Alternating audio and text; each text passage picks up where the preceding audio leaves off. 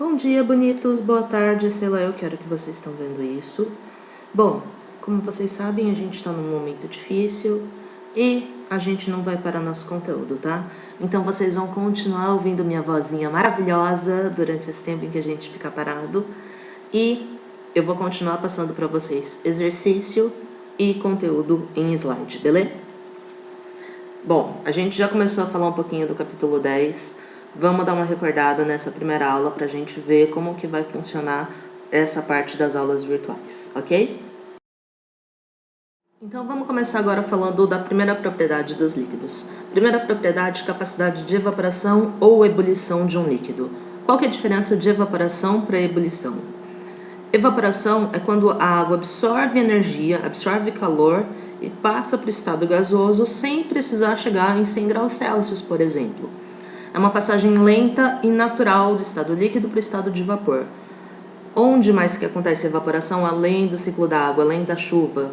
Quando você está de manhã, indo para a escola e vê aquela fumacinha, principalmente nos dias que está frio à noite e está quente de manhã. Aquela fumacinha que é formada está demonstrando a evaporação da água. E qual que é a diferença da evaporação para ebulição? Ebulição, passagem forçada, passagem violenta do estado líquido para o estado de vapor. Você tem que ferver a água para ela evaporar. Então aqui, quando a gente está trabalhando com água no nível do mar, a temperatura de ebulição da água pura é de 100 graus Celsius. Segunda propriedade nossa, volatilidade. O que é volatilidade? Volatilidade é capacidade de evaporar. Quem que tem mais facilidade de evaporar? O álcool ou a água? O álcool é mais volátil, tá? Onde que a gente percebe a volatilidade? Por exemplo, quando vocês passam um café e vem aquele cheirinho de café coado, sabe? Isso daí são os óleos essenciais do café sofrendo volatilidade, sendo evaporado, passando do estado passando para o estado gasoso.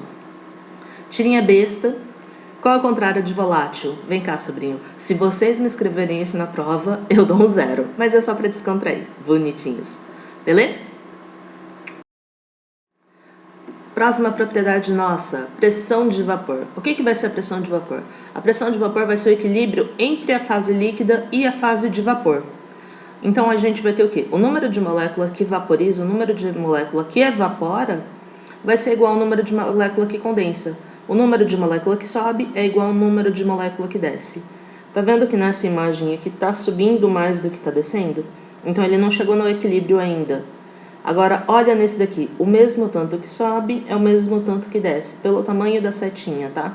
Essa seta não tá numa proporção legal, mas se você colocar uma do lado da outra, ela vai ter o mesmo tamanho.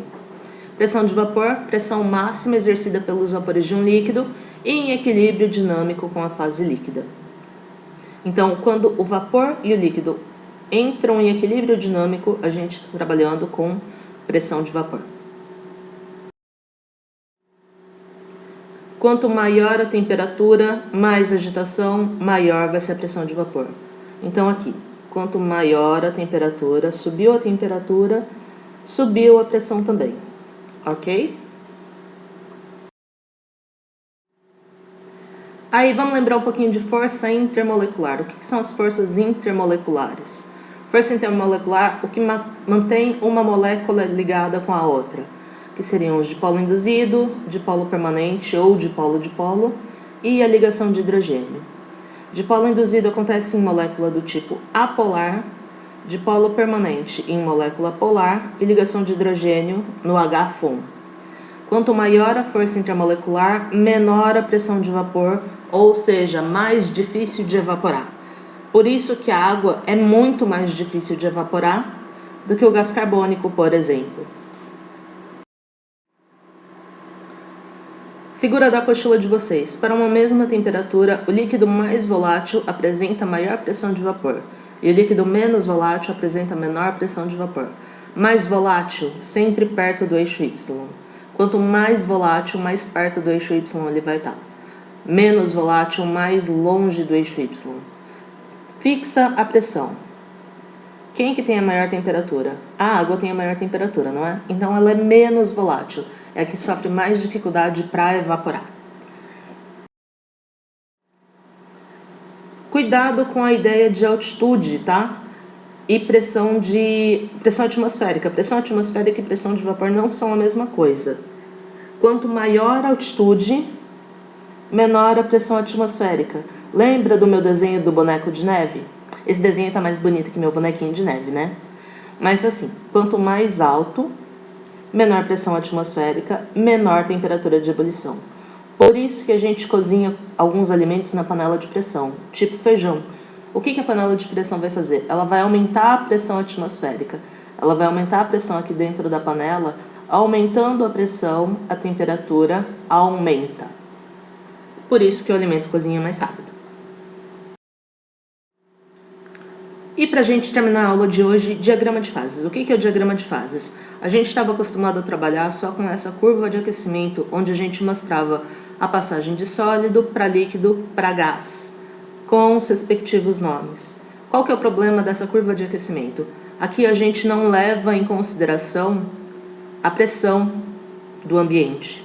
E a gente não consegue representar a sublimação, que é a passagem direta do estado sólido para o estado gasoso. Por isso que a gente trabalha com uma curva chamada diagrama de fases, que vai relacionar pressão com a temperatura do ambiente.